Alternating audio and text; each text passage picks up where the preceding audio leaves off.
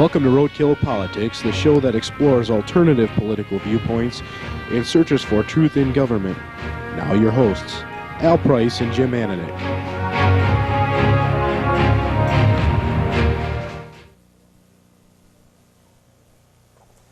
Good evening and welcome to another issue of Roadkill Politics.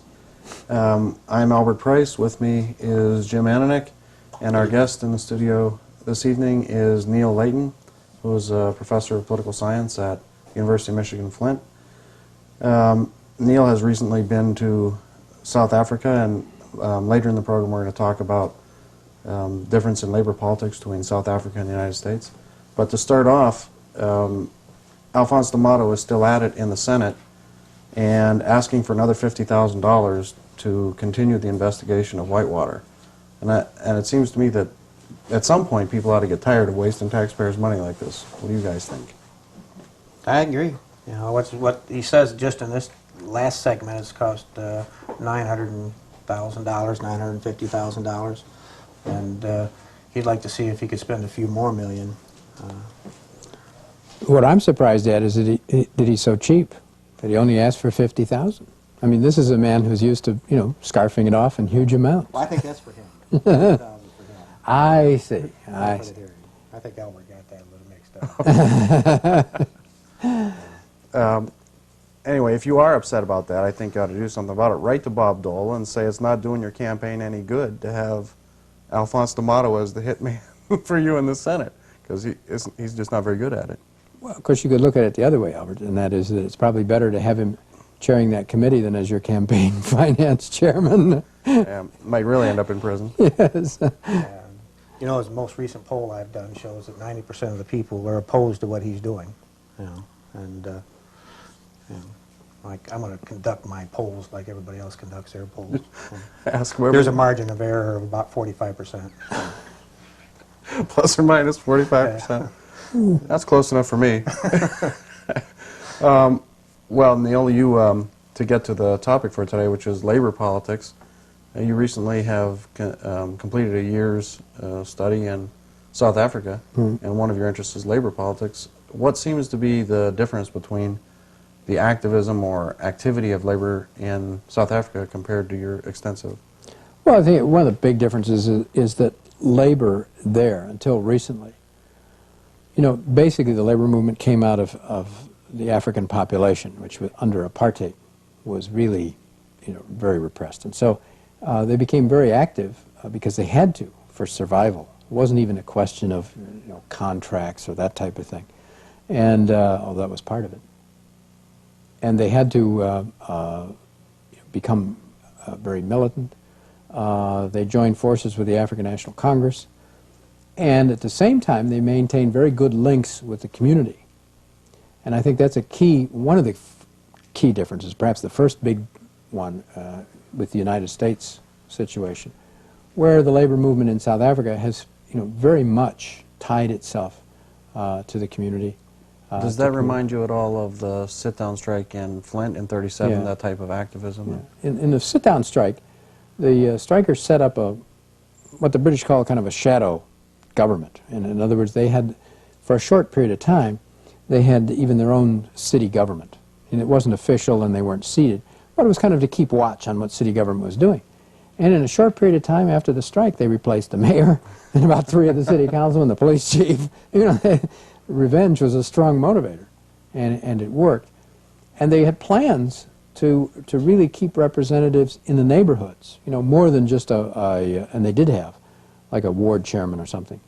But within a couple of years, that had all collapsed. I think part of the problem, as you know, I was born and raised in Flint, and my family was involved in the sit-down strike. But I never heard anything about the sit-down strike in school. Right. Basically, if it hadn't been around the dinner table or listening to my family members talk during holidays, I'd have known very little about the sit-down strike until I met you. Yeah. I think there are several reasons for that. Is in the early days, of course, it was very much a big topic, and people did talk about it. But within roughly 10, 12 years, you had things like McCarthy come along. And anybody who'd been a so-called radical or politically active in the sit-down and so on feared you know, getting tossed out of their job, sometimes with union help. More often, they could get a subpoena from McCarthy, you know, Senator Joseph McCarthy's committee, or others. There was a Kit Clardy committee who was a people Congress. before D'Amato, there were people doing the same type of thing? Oh yeah, for less money though. Oh, really? Yeah, less money, and they would get subpoenaed. They might never have to actually go and testify, but the Flint Journal would print their names, their address, and sometimes even their phone number on the front page of the paper, and you were convicted by subpoena and by the Journal. That sounds like our topic for the second show, the Journal convicting The Journal's people. always been good at informing the Yeah. public. Yeah, well, Or citizens. and so that you know, it frightened a lot of people, and that was the purpose of it. Of course, the purpose of McCarthy or McCarthyism was really to stop people telling their kids and the next generation about what had happened. In this case, the sit-down strike, but throughout labor, it was the same thing, and it worked. It Well, was very successful. Collective action in any kind makes it appear as though the people doing it are communists or socialists, and those words have been vilified. Yeah. But that brings up your parallel to the ANC as well, because here in South Africa, it wasn't just McCarthy committee might come get you. Yeah. These people had real That's trained right. killers to come Right, get the you. Nationalist Party would send in, and the government would, the apartheid government would send in the police, and of course they would, you know, not only beat the hell out of you, but kill you. The other thing I think too is that radical politics in South Africa became the norm. It was in the States. The labor movement was always, to some extent, a little bit on the margin. It never managed to take center stage.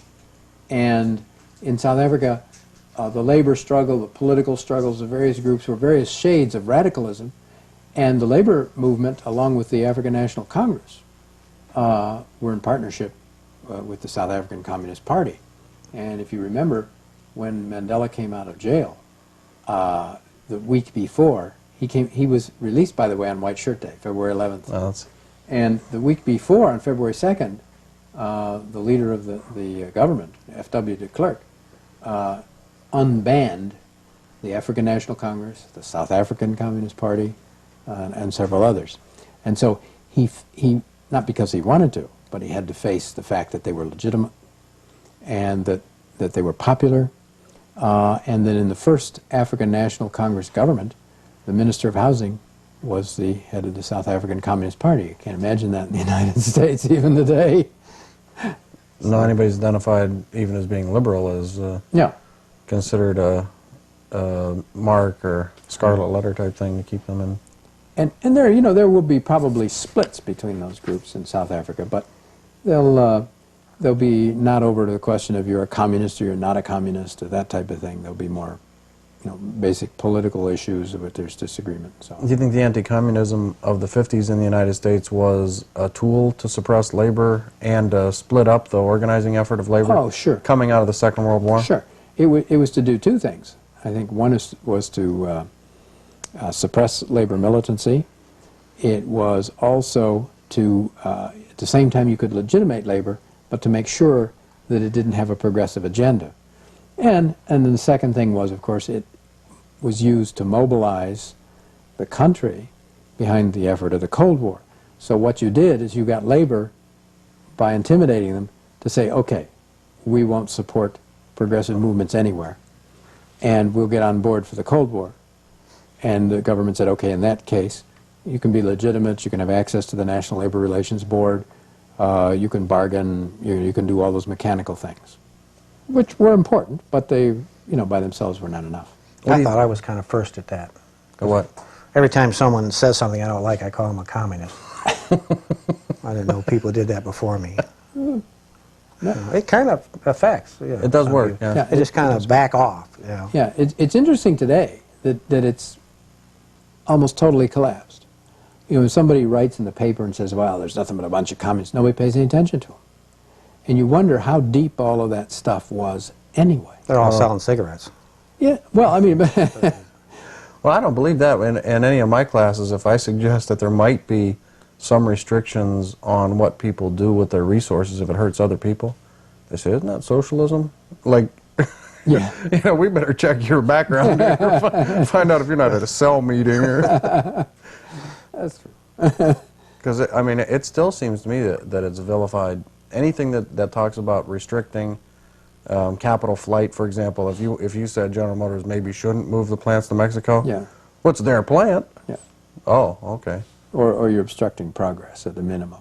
You know, you're not in favor of progress or something like that. Yeah. You need to get on board. Do you see any hopeful signs in activity of labor in organizing or in developing a more active agenda in this country? Yeah. Oh, sure. I think you know, it's a cruel way to say it, but the best thing for the labor movement is Newt Gingrich. I mean, he and Dole will make the labor movement into something which it probably can't do on its own. You know, if you were going to organize and you were really interested in it, the best thing you could do was to create a Dole, a Gingrich, all those guys. Clinton. Clinton, yeah. And Because I mean, it seems like organized labor is sort of in a box, because Clinton got through things that Bush would have had trouble doing. Clinton got NAFTA by twisting arms with Democrats, who later got knocked off. They're not even there anymore, but they got NAFTA through. Bush would have had a hard time getting NAFTA through. and now it's collapsing at a record pace. It's collapsing the Mexican economy, too. Yeah, well, I was saying, but NAFTA itself is, you know, sitting there, it's like roadkill. Interesting. Well, they're organizing.